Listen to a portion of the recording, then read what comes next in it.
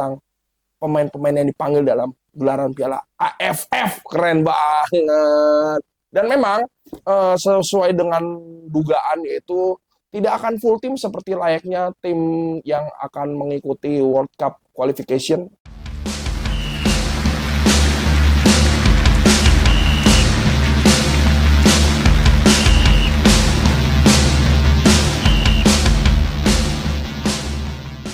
Assalamualaikum warahmatullahi wabarakatuh. Berjumpa lagi sama gua Raymond dalam acara Sundul Bola, susunan dan urusan sepak bola.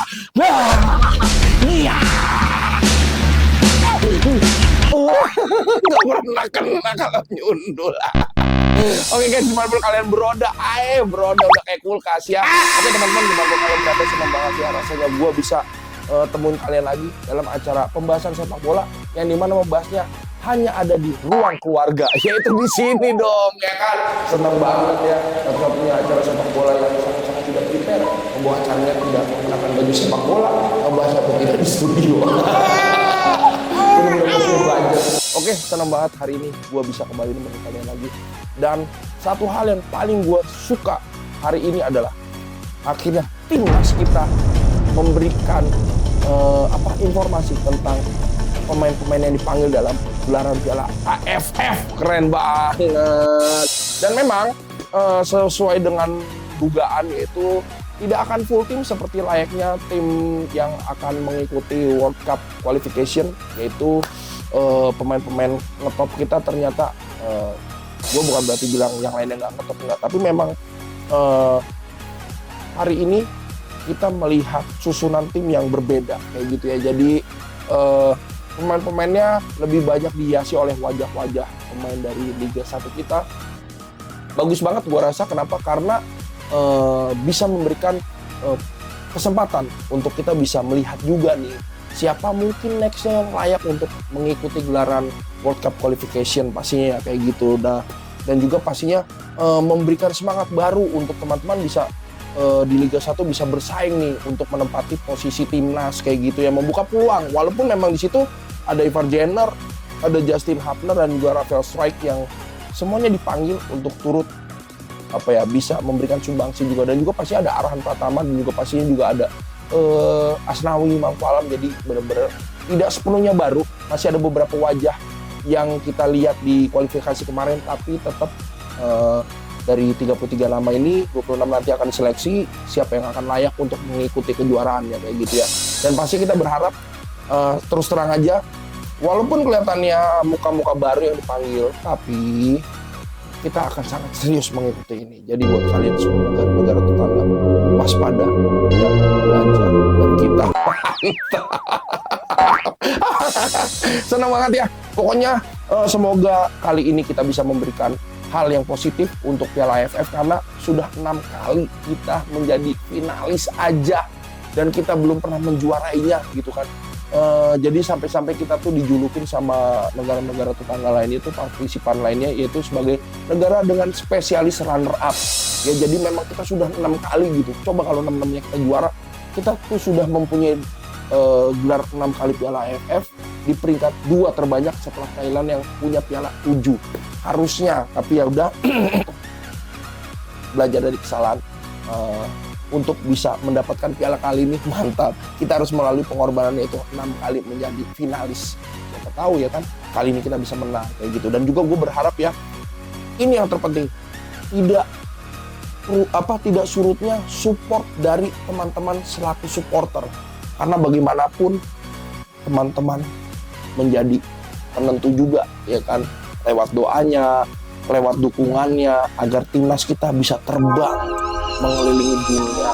Asik ya. Dan gue berharap juga kita bisa memberikan yang terbaik ya. Dan juga pastinya sekali lagi ya, teman-teman enggak jadi pelatih dadakan. Kenapa ini nggak dipanggil? Kenapa itu nggak dipanggil? Kenapa yang ini dipanggil? Udah nggak usah sok tahu, ada pelatihnya ya. Kita nggak usah sok-sok jadi pelatih ke-12 gitu. Biarin aja, udah ada STY tahu mana kebutuhannya. Tugas kita cuma ngedukung. Susahnya apa sih ngedukung doang? Kita nggak bisa kasih apa-apa selain ngedukung. Jadi pastikan dukungan kita tuh juga dukungan yang sifatnya positif gitu, nggak usah yang aneh-aneh deh. Dan kita juga yakin pelatih maunya menang, pemain maunya menang. Mana ada sih orang main turnamen maunya kalah gitu.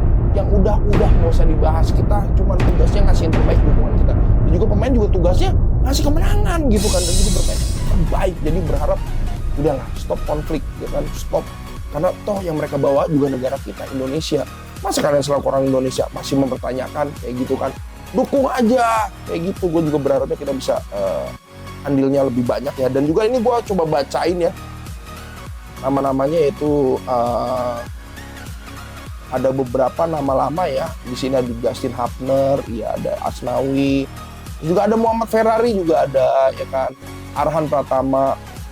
Terus juga di gelandangnya ada Ivar Jenner, Marcelino Ferdinand. Ya, nah kali ini Marcelino Ferdinand kita berharap bisa memberikan bimbingan semaksimal mungkin ya untuk lini tengah kita. Berharap sentuhannya bisa magis lagi, bisa memberikan sentuhan yang terbaik. Juga ada Rafael Strike di depan, juga ada Ronaldo Joybera Junior Ronaldo Kuatean nanti kita bisa. Dan juga ada Hoki Caraka dan beberapa banyak lagi pemain-pemain lainnya yang nggak bisa gue sebutin satu persatu karena banyak ya, tapi gue pastinya yakin mereka juga pengen kasih yang terbaik buat timnas kita. Nggak ada walaupun ya cuma piala ini, nggak ada. Pokoknya setiap turnamen kita akan hadapi dengan serius karena kita Indonesia profesional sejati. Mantap ya kayak gitu. Jadi gue berharap teman-teman sudahi konflik, dukung sekarang, usahakan kemampuan doa kita untuk timnas di Piala AFF kayak gitu ya. Pembagian grupnya sudah dibagikan juga. Kita berharap bisa menjuarai grupnya agar bisa melaju ke putaran selanjutnya, yaitu putaran knockout, dan kita bisa ya apalagi kalau yang kita harapin kalau nggak selain juara kayak gitu kan ya. Karena gue pribadi sih cukup yakin lah dengan kapasitas pemain yang ada saat ini ya, dengan sekarang juga kualitas liga kita sudah semakin maju ya. Jadi gue berharap juga udah nggak kaleng-kaleng lagi lah yang diturunin kayak gitu ya. Gue berharap juga teman-teman ngerti lah ya dengan susunan pemain yang ada gitu, dan juga ngerti lah ya dengan jadwal Liga Eropa pemain-pemain kita yang sudah biasa di kualifikasi Piala Dunia. Jadi ini kan juga katanya nggak masuk kalender FIFA, jadi mungkin agak sedikit sulit izinnya. Itu salah satu alasannya juga kenapa hanya beberapa pemain aja yang mungkin bisa dilepas sama klubnya kayak gitu ya teman-teman ya. Jadi please sudahi pertikaian, semua sekarang tugasnya dukung timnas kayak gitu ya nggak. Gue juga seneng banget nih kita bisa nemenin kalian beberapa menit, dan juga kita akan masuk ke segmen pertanyaan seperti biasa nih ya kan.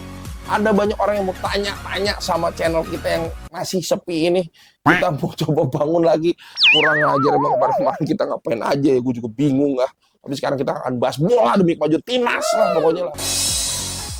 Dari Pranowo Sukatobrut Sukatobrut mantap. Antara penanya dengan pembawa acara sama kedoyanannya. Aduh, peluang untuk Piala AFF seberapa besar? Nah, ini sangat signifikan. Seberapa besar? Gue lihat sih dengan apa ya? Dengan pengalaman beberapa pemain yang sudah ikut kualifikasi dan Piala Asia juga kemarin. Sangat besar ya, gue berharap ya. Dan juga menurut gue juga kita bisa kasih yang lebih lah ya untuk pesaing-pesaing lainnya. Jadi kalau bisa dibilang seberapa besar kansnya untuk juara, gue pikir kita ada di 80% lah untuk menang. Mantap ya. Ya kalau 100% ya takutnya nanti malah berharap banyak. Tapi 80% oke lah ya. Karena melihat susunan sekarang dan juga daya ledak, daya buang teman-teman yang ada, gue yakin kita bisa kasih yang terbaik. Mantap lah. Kayak gitu. Oke, pertanyaan selanjutnya udah ada yang nanya? Mantap. Dari siapa? Bang.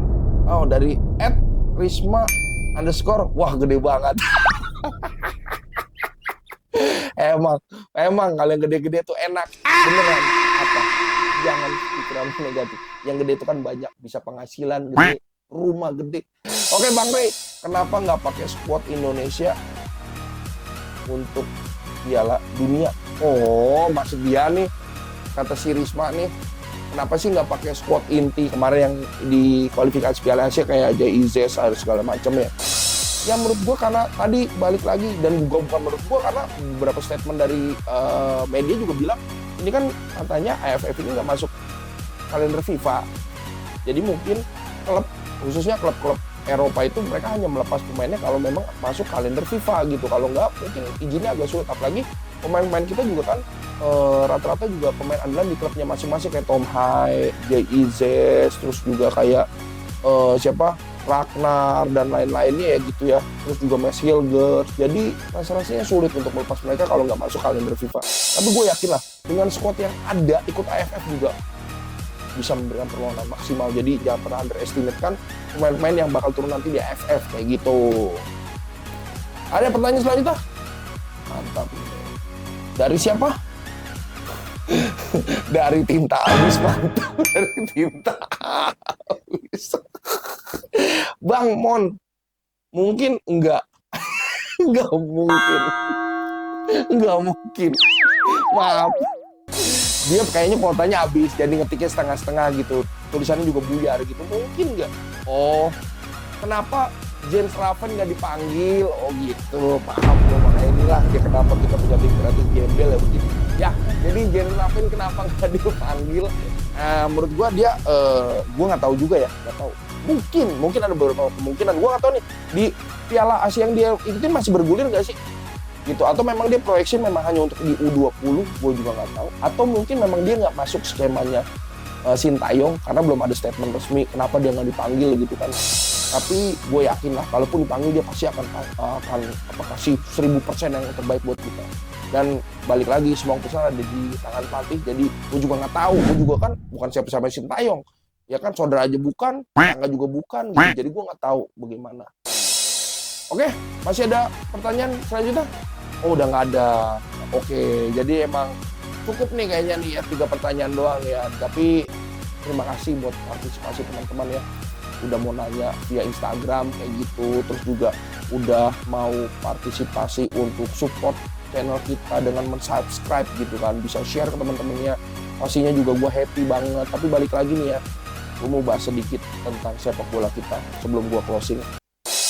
Indonesia menurut gue saat ini sedang ada di masa-masa bagusnya dalam sepak bola dan semua mata dunia tertuju sama kita gitu. Jadi gue berharap karena gini ya, sepak bola ini bukan hanya sekedar perspektif dari permainan di lapangannya aja atau siapa pemainnya, tapi juga bagaimana juga tentang perilaku, attitude dari supporternya juga itu kan FIFA menilai. Jadi sejauh ini gue keren banget, gue cuma jempol banget kekompakan para supporter di stadion.